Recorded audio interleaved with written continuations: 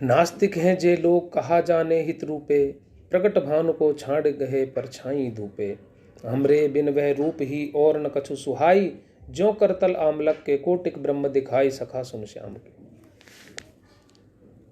ये श्याम सुंदर के सखा वो लोग नास्तिक हैं। नास्तिक हैं जे लोग, वो क्या जाने रूप को, वो क्या जाने प्रेम को, वो क्या जाने ब्रह्म को, सगुण साधना को। वो तो नास्तिक हैं, वो किसी को नहीं मानते, उनमें आस्था ही नहीं है, वो प्रेम ही नहीं करते, भक्ति नहीं है वो। जब प्रकट भानु हमें दिखाई दे रहा है तो उसकी परछाई या धूप को क्यों ग्रहण करें, क्यों उसके पीछे भागें, क्यों उसे पकड़ने दौड़ें। प्रत्यक्ष कहने का मतलब यह है, तात्पर्य है कि जब प्रत्यक्ष श्री कृष्ण हमारे सम्मुख हैं, शरीरधारी कृष्ण श्याम सुंदर सखा, जिन्होंने हमारे सत्य नित्य लीलाएं की हैं, रास की है, हमारे गौओं को चराया है, हमारे साथ क्रीड़ाएं की हैं, हम उन्हें छोड़ करके उनकी परछाई निर्गुण रूप को क्यों धारण करें। प्रकट भानु को छाड़ गए परछाई धूपे, परछाई को क्यों ग्रहण करें, उसकी धूप की परछाई। हमरे बिन वह रूप ही और न कछु सुहाई, हमें तो उस रूप के अलावा और कुछ सुहाता ही नहीं है और कुछ दिखाई नहीं देता। ज्यों करतल आमलक के कोटिक ब्रह्म दिखाई। जैसे आंवला हथलेटी पे रखा रहता है तो प्रत्यक्ष हम उसको देखने के बाद में ये क्यों कहें कि ब्रह्मांड को दिखाई दे। हे सखा श्याम के सुनो। नंददास जी आगे लिखते हैं कि इस तरीके से जब परस्पर वार्तालाप चल रहे हैं,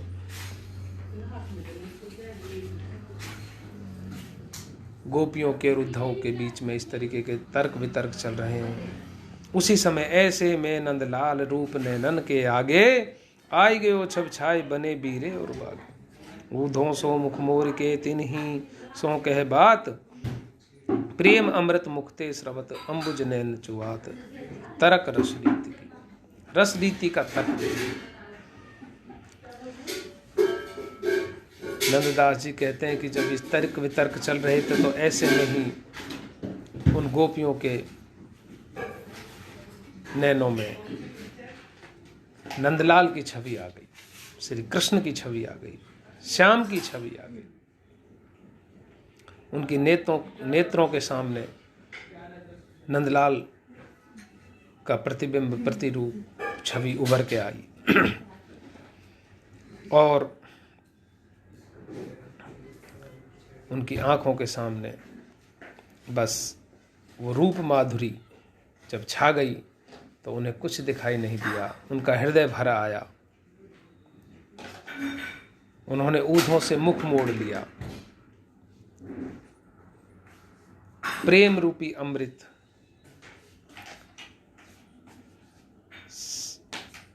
रसने लगा हृदय में, नैनों में जल भर आया।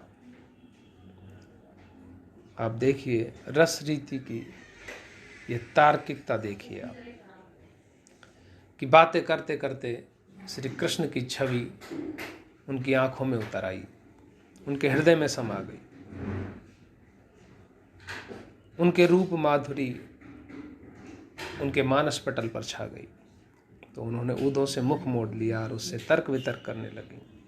प्रेम अमृत मुक्ते स्रवत अंबुज नैन चुआत। आंखों से आंसू आ रहे हैं, मुख में प्रेम है।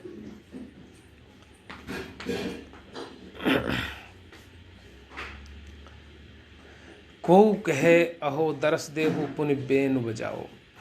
एक ब्रजवासिनी उनमें से कहती है कि हे कृष्ण अब तो दर्शन दो, बजाओ बंसी बजाओ, हम आपकी बंसी की धुन सुनना चाहती हैं। दूर दूर वन की ओट कहा ये कौन लगा। दूर दूर जा रहे हो वन की ओट में, क्यों हमारे हृदय पर जले हुए पर लौन लगाते हो। हमको पिए तुम एक हो, तुम हमसी करो।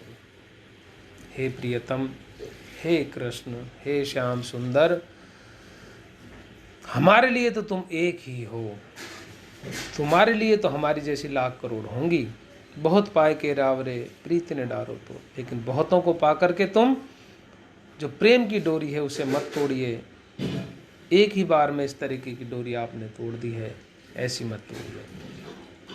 भ्रमर गीत में भी सूरदास जी कहते हैं कि तुम हमको तो एक ही हो, हमसी लाख करोड़। ऐसे ही नंददास जी भी अपने भ्रमर गीत में लिखते हैं कि हमको पिए तुम एक हो, तुमको हमसी करोड़ हैं, बहुत हैं।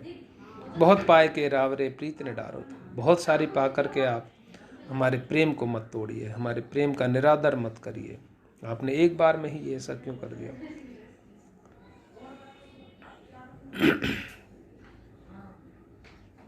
कोई दूसरी फिर कहती है कि अहो दरस देव फिर ले दुराई, कि उन्होंने दर्शन दिए और फिर छुप गए।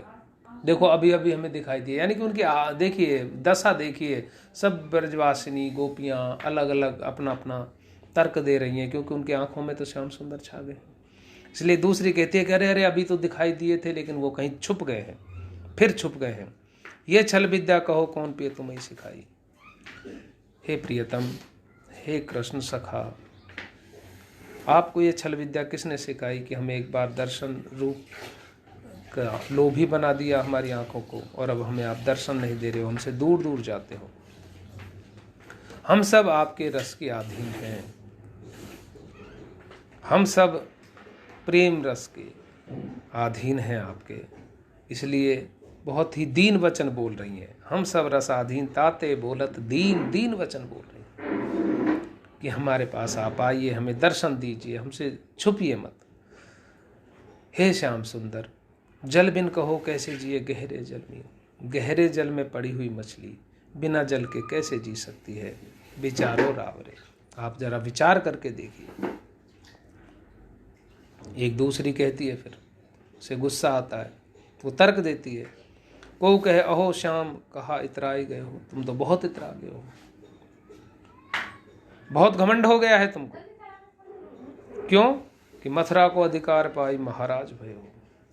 मथुरा का अधिकार पा गया ना आपने, मथुराधीश हो गए, आप महाराज हो गए, इसलिए अब आपको हमसे कोई काम नहीं, क्योंकि आप तो मथुराधीश हैं, आपको बहुत अधिकार मिल गए हैं, इसलिए शायद आपको गौरव आ गया है, गुमान आ गया है, घमंड आ गया है, बहुत इतरा रहे हो।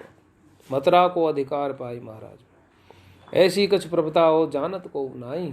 अबला बुद्धि हम डर गई, बलि डरे जग माही। ऐसी प्रभुता को हम नहीं जानते हैं आपकी को, हम तो अबला हैं, अबला बुद्धि है हमारी, वो डर गई। अरे बलि, बड़े बड़े बलि भी डर जाते हैं पराक्रम को जान करके, तो जिसमें हम तो अबला हैं, तो हमें डराने की कोशिश ना करें आप। फिर दूसरी कहती है कि हे प्रभु, हे कृष्ण, हे प्रियतम, अगर आप हमें मारना ही चाहते हैं, मछलियों को जल से अलग करना चाहते हैं, तो मछली मर जाएगी। इसी प्रकार अगर आप हमें मारना ही चाहते हैं, को कहे अहो श्याम चहत मारण जो ऐसे गिरि गोवर्धन धारी करी रक्षा तुम कैसे। तो तुमने गोवर्धन पर्वत को धारण करके हमारी रक्षा क्यों की? अगर आप हमें मारना ही चाहते हैं तो उसी समय मर जाती, जब ब्रज में इंद्र ने कोप किया था, मूसलाधार बारिश की रात, 7 दिन 7 रात, तो उस समय हमारी रक्षा क्यों की? क्या इस तरीके से तड़पा तड़पा कर मारने के लिए हमारी रक्षा की थी आपने? गिरि गोवर्धन धार करी रक्षा तुम कैसे। ब्याल अनहलवे विष ज्वाल ते राख लिए सब ठोर, तुमने अग्नि से हमें बचाया जब जंगल में आग लगाई राक्षसों ने। कालिया को ना था, उसके जहर से हमें बचाया, सब जगह हमें आपने रखा, सब जगह हमारी रक्षा की, कंस के कोप से हमारी रक्षा की। फिर अब इस विरह अग्नि में क्यों हमें जलाते हो? और आप हंस हंस करके हमें विरह में जला रहे हो, और हमारे चित्त को चुरा कर आप ले गए, चोर चित्त ले गए सखा। कोई दूसरी कहती है फिर कि भाई ये निष्ठुर हो गए हैं, को कहे ये निठुर, इन्हें पातक नहीं, इन्हें प्याप नहीं व्यापता, क्योंकि पाप पुण्य के करनार, पाप और पुण्य के यही करने वाले हैं, यही विश्लेषण करते हैं, यही उनकी व्याख्या करते हैं पाप क्या है और पुण्य क्या है, तो पाप और पुण्य इनको नहीं व्यापते, ये निर्दयी हैं, निष्ठुर हैं, इनके लिए कोई भी बड़ी बात नहीं है। इन्होंने देखा नहीं आपको, कि दूध पिलाती हुई बेचारी पूतना को बाल चरित्र में ही मार दिया, ये किसके मित्र हो सकते हैं? उसने तो अपना दूध पिलाया और इन्होंने उसको मार दिया बचपन में। तो ये निष्ठुर है, पाप और पुण्य को अपने हिसाब से ये परिभाषित करते हैं। पाप और पुण्य की परिभाषा तो ये स्वयं देते हैं, इसलिए निष्ठुर हैं। देखिए किस तरह की वार्ताएं परस्पर गोपियाँ कर रही हैं, उद्धव से पीठ फेर करके उन्हें सुना भी रही हैं और अपनी बातें भी रख रही हैं परस्पर गोपियों।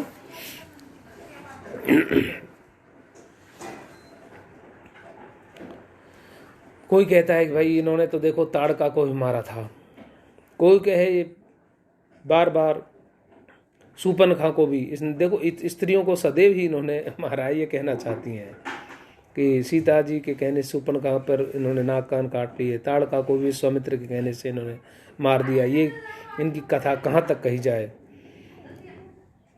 कोई कहे कि री आली सुनो, इनके गुण मैं आपको बताती हूँ कि बलि राजा के पास ये मांगने गए थे। कोई कहे री सुनो इनके गुण आली, बलि राजा पे गए भूमि मांगन बनवाली।